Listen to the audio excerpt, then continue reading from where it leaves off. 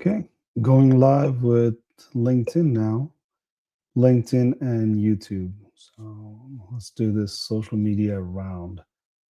Okay, so we'll take 10 minutes to answer some questions about artificial intelligence that might be something that you have not come across before, right? So let's start with number one. What job will actually change and which one will not? There's many ways to look at it, but so let me give you my perspective is that the repeatable, redundant, and dangerous processes. So if you do task analysis, if you do a task management analysis, as you're going through it, you'll see a lot of repeatable and redundant process. You want to replace those with artificial intelligence, and the dangerous ones are probably something that brings the best return on investment. So it lowers your risk and probably saves you more money, right? Now, if it doesn't make you more money, then it's a different question, right? But ultimately, the repeatable, redundant, and dangerous process will be one that's targeted for artificial intelligence adoption. And then, if you want to think about it from another perspective, is that out of five human sensors, three human sensors are very much something that artificial intelligence can mimic using machine learning and deep learning. So the taste bud and the smell sensors is something that artificial intelligence are not probably perfected yet, but it will do it eventually. But your tactile sensors and your um, auditory and visual cortex will be able to do lots of these things through a machine. So you can outsource these visual things and auditory things to a machine. So have a system that can listen, have a system that can look, and have a system that can pick things up and drop them off. Now, if you combine them in a humanoid robot, you can see where that goes for manufacturing, some of the repeatable, dangerous process. So this dangerous process that humans can do, humanoid robots can do, that opens up a lot of opportunities for the, humans to do something else, right? So we've seen exoskeletons as a use case. We're seeing many of these use cases where humans are operating boats that are not even manned by humans, right? These boats are out in the water. So you can think of it from many, many perspectives. It doesn't have to be a humanoid robot specifically. It's just a device that doesn't require the human sensors to be on board. It can be controlled manually from a distance. How do we redesign work instead of just automating tasks?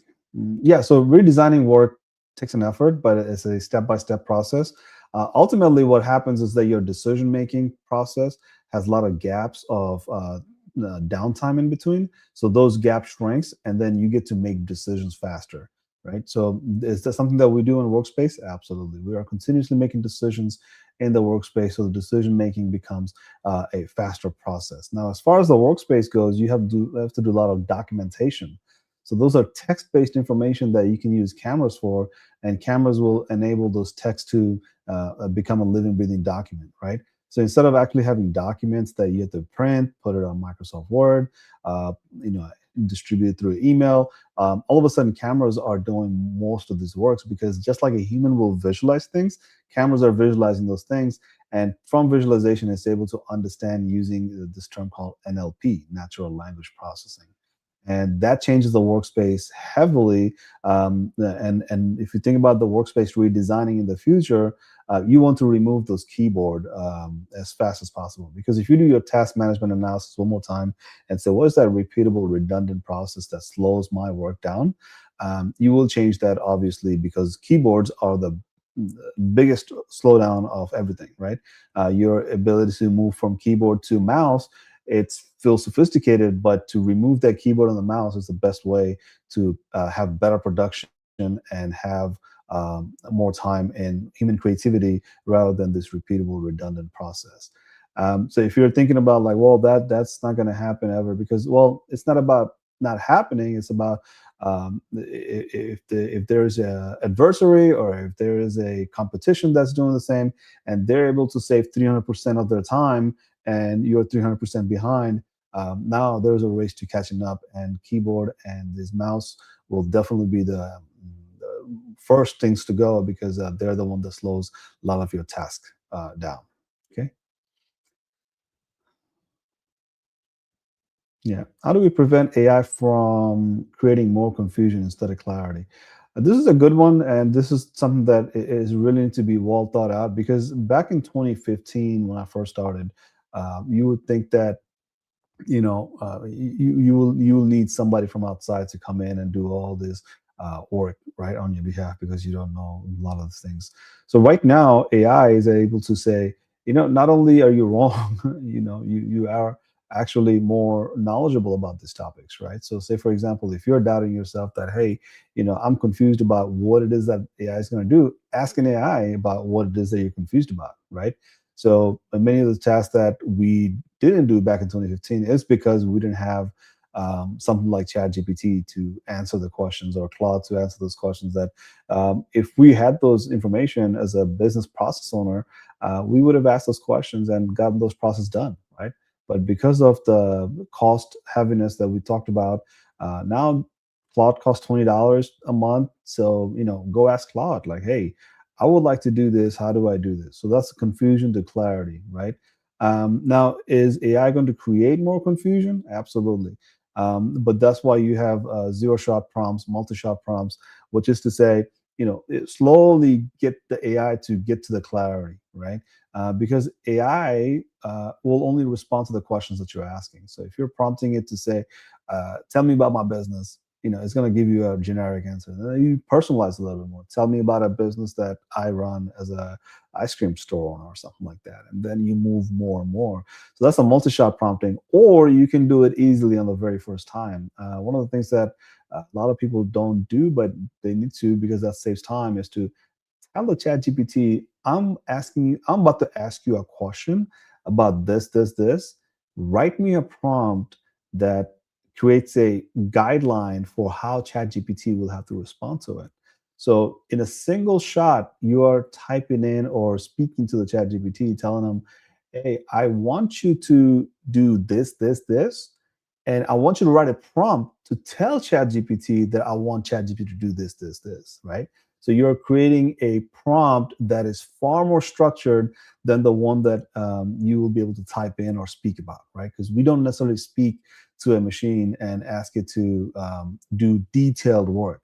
So try that out because that will literally take you from confusion to clarity because it makes it easier to actually get to the answer faster and actually can control the full chat from that point that is strictly within those guidelines and does not break out unless you tell it to go otherwise.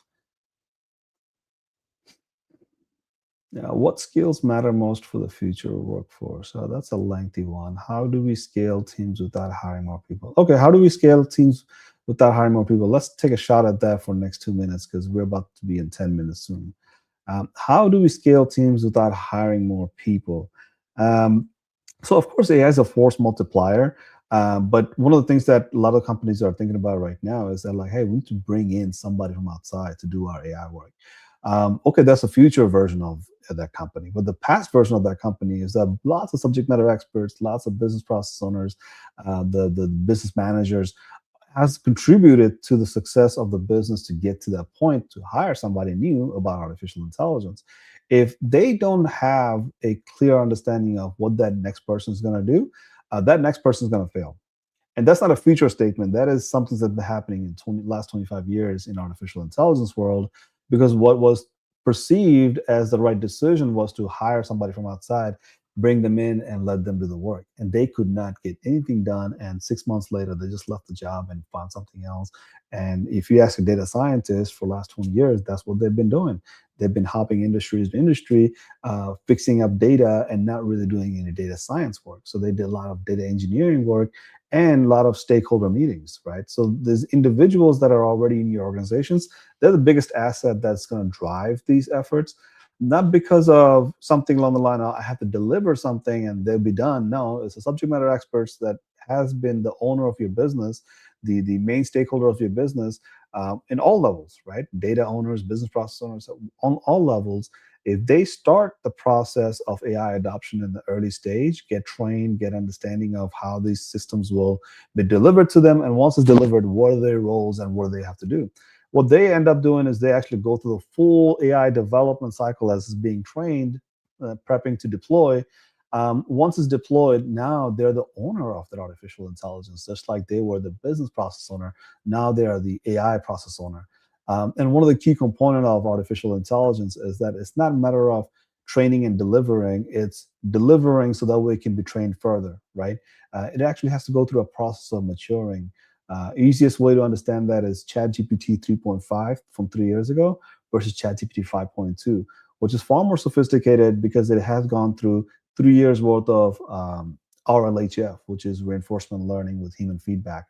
And that has enabled ChatGPT to do be far more mature-ish than not, right? It's still maturing. It has to mature a lot, but it's far more mature than it was in 3.5 versus 5.2.